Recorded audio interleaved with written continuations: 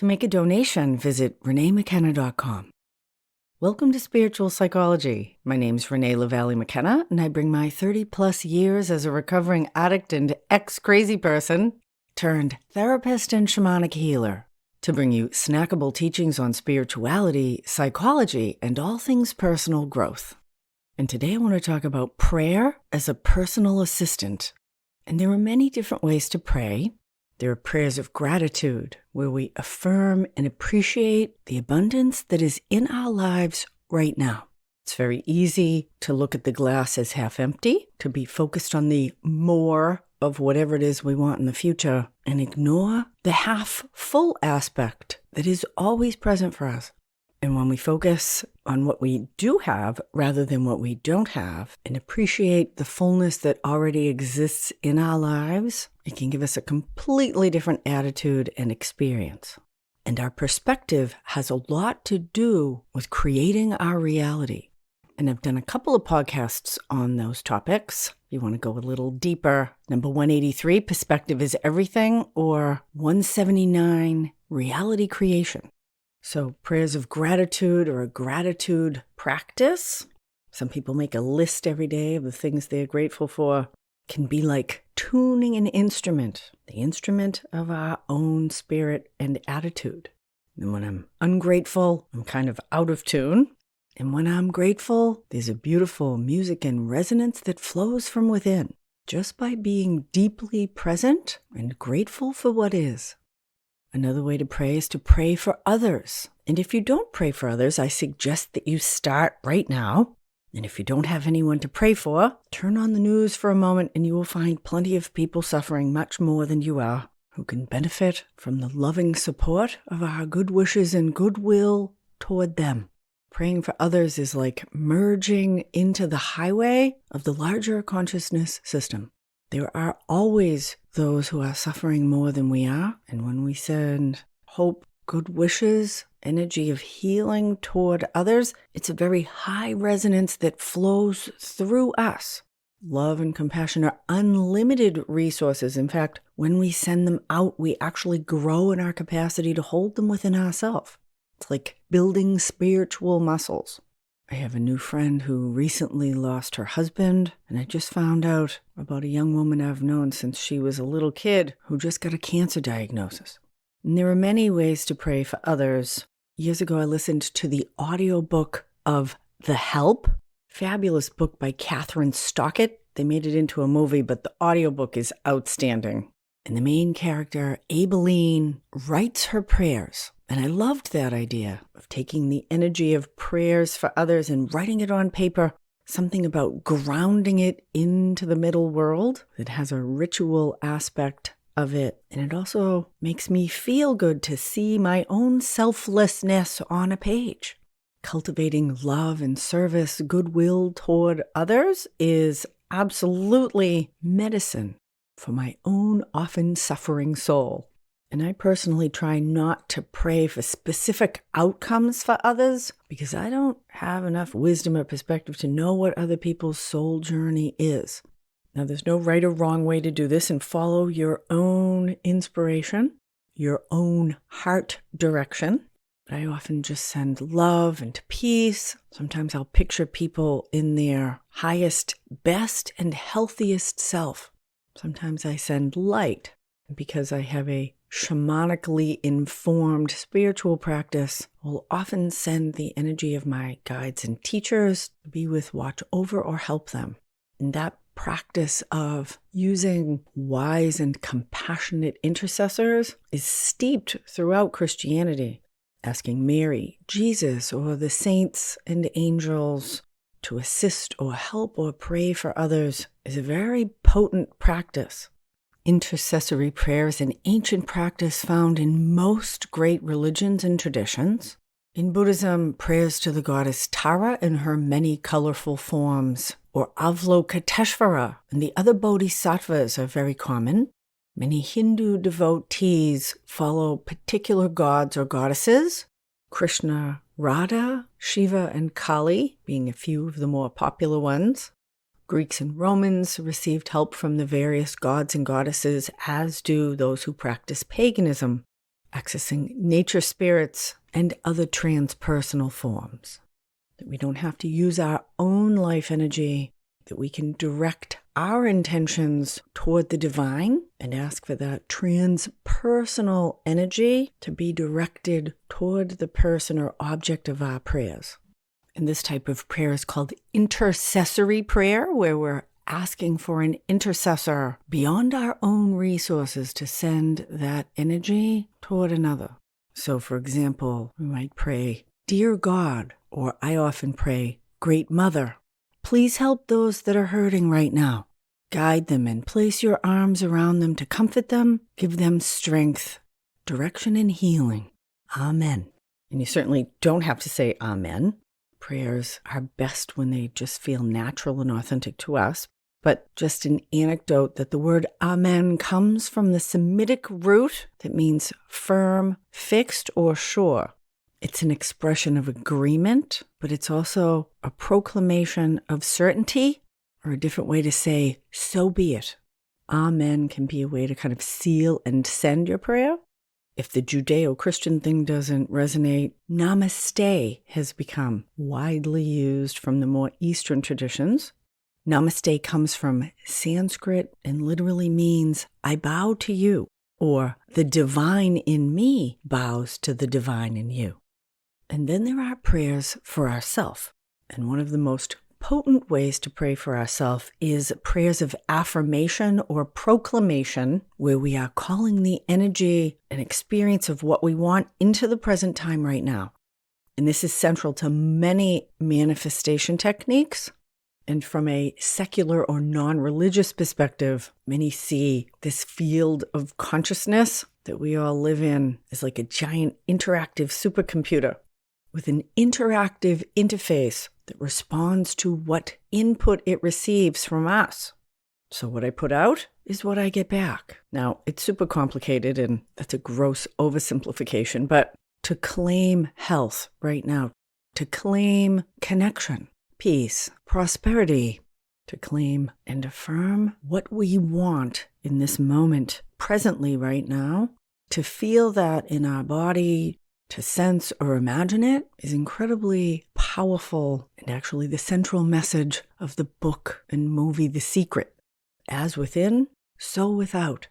We often want to change the outside so the inside will feel different, and this flips the script. It has been central to my own experience and my work with clients in spiritual psychology, that when we change the inside, our own insides, attitudes, beliefs, perspectives, our feelings, then the outer world actually changes and corresponds. Now, it might not happen instantly, but it really does work. A few years ago, I moved to New York with my daughter so she could finish high school here, have a little girl's adventure. It felt like the right thing to do. I sold all my stuff in San Francisco, and we rented an Airbnb in the Upper West Side for a month while we looked for a place to live. I didn't know anyone here, but I have over time come to trust my own deep intuition. And this was a big one. My life in many ways had kind of dried up in San Francisco, and I had been praying for direction for months and months. And sometimes you just know when something's right, and our work is to follow that and not let our limited, rational mind, usually filled with fear and concern and lack of faith, stop us from stepping out into the unknown that may offer opportunities and positive change beyond what we could expect or imagine for ourselves. And that may mean getting a bigger God, which I also did a recent podcast about. When we moved to New York, the housing market was kind of crazy. And we came in August, and some realty people told us, oh, this is a terrible time to come. All the college kids are coming back. The market is saturated. The prices are the highest. But I try not to listen to the doomsayers and fearmongers, because when things are right, windows will appear where there used to be walls, and doors will open that used to be locked. Universal law or God's will supersedes the real estate market and limited human expectations. And so I was doing my part, sending inquiries to different real estate agents to look at apartments. Oh, and there's some horrible apartments in New York. Oh my God. little dingy things with windows that face brick walls of buildings next door. And although we hit the ground running, it was a little daunting. Most of the apartments were taken before we could even get to look at them. And I started to get a little anxious. What if we don't find a place? I had already rented my house in San Francisco. What would we do? And so I brought my practice of affirmative prayer. Show us a beautiful, well-lit apartment that's perfect for what we need right now. We made a little list of things we wanted: a doorman.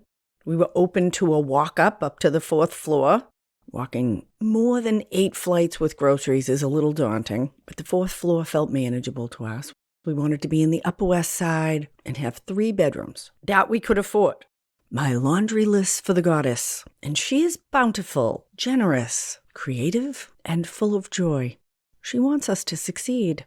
And so whenever I'd get in worry or fear, I'd come back to that affirmation, picturing a beautiful place, warm, happy, and full of light. And within a few days, there was a series of open houses right in the neighborhood. We could walk to them. And as quick learners, we had realized you got to get there right away with your checkbook.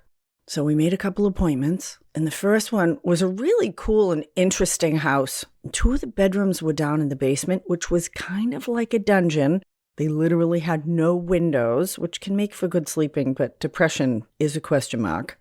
But they did open out onto this cute little yard, which is a real boon in Manhattan, have an outside sitting area. And the residents were still in the apartment, and the guy said, yeah, it's really great except for the cockroaches and the rats. Yikes.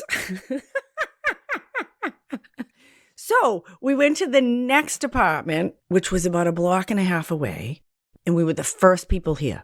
And I say here because this is the apartment that we rented. And as soon as we opened the doors, sun was blasting in the east-facing windows of this really cute living room with a brick fireplace, nice wood floors, 3 bedrooms.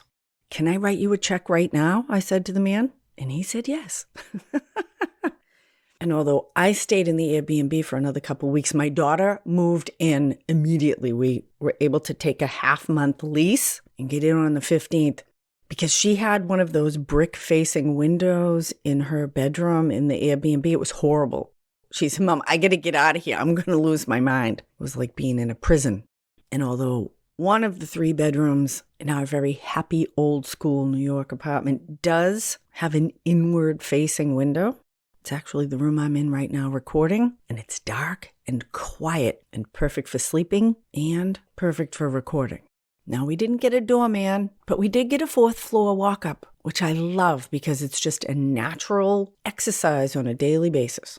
So praying for what we need or want has become a very potent practice. And there's a lot of personal growth and expansion in that kind of prayer because it requires us to ask ourselves, what do I need? What do I want? That in itself can be baffling.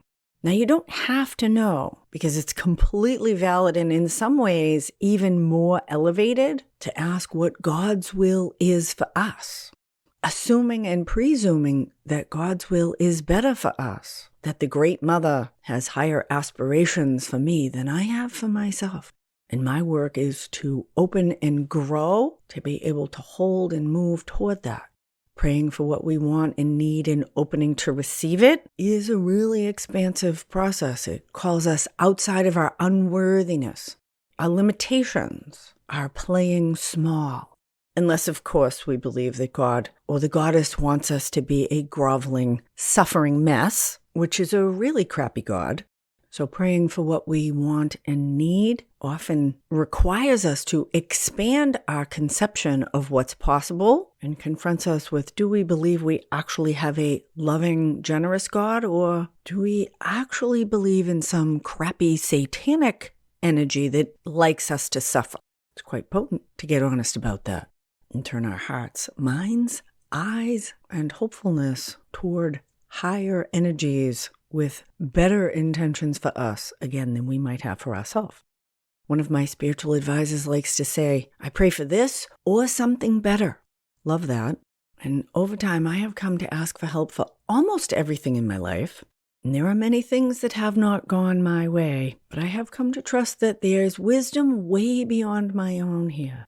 My friend Betsy, whose husband recently died, when I was sending prayers to them, it wasn't for him to live. He was 82 and very sick. Nothing lasts forever. Everything is in constant change. Prayed for my first husband to get sober, to be able to tell the truth or hold a job. He wasn't able to do any of those. And he died of addiction.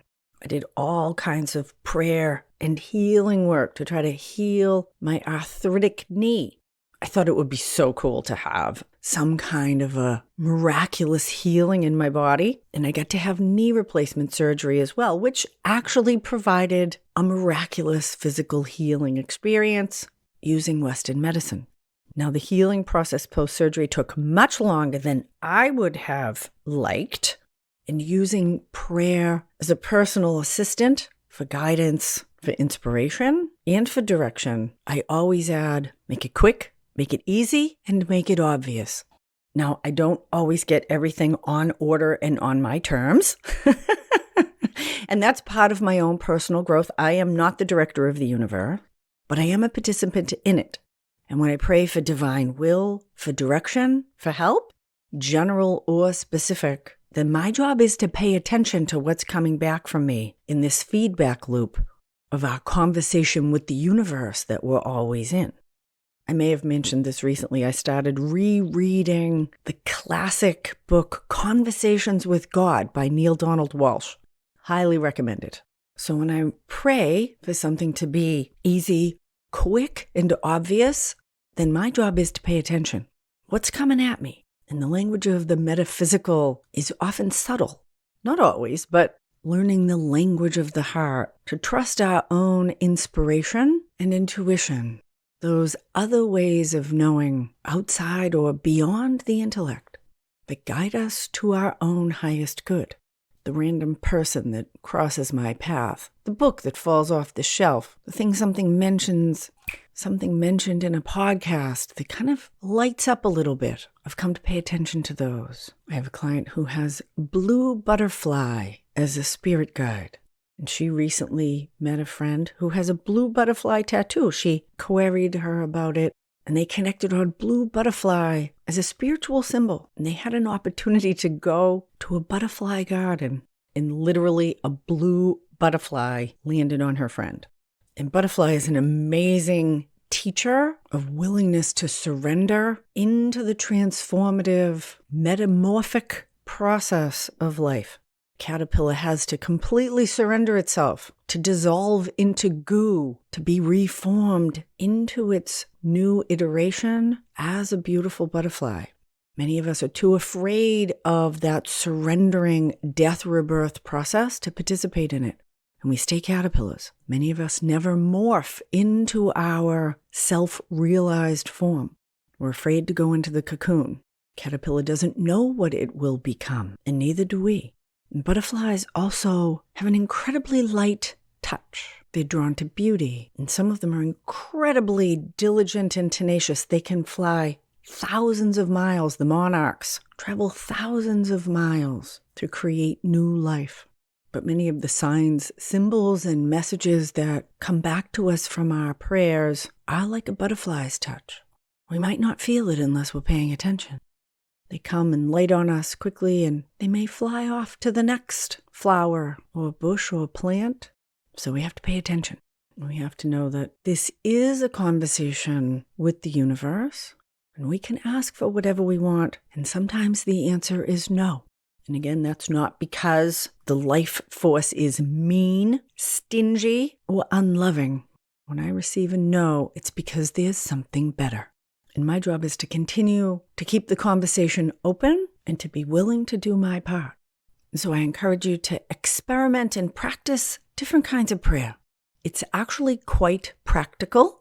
You can do it as a scientific experiment and see what happens. But if you're going to have a prayer practice, give it a decent shot. At least 30, 60, or 90 days. You could even track it, see what happens. And I'd be really glad to receive your feedback, because I know what we put out comes back to us tenfold. Amen. And namaste. Thank you so much for listening. If you like this podcast, please leave a review or share it with a friend. If you'd like to find out if a block of spiritual psychology work would benefit you in your life, shoot me an email, info@reneemckenna.com. Deep gratitude to my supporters on Patreon. Blessings on your path until we meet again. This is Renee McKenna for Spiritual Psychology.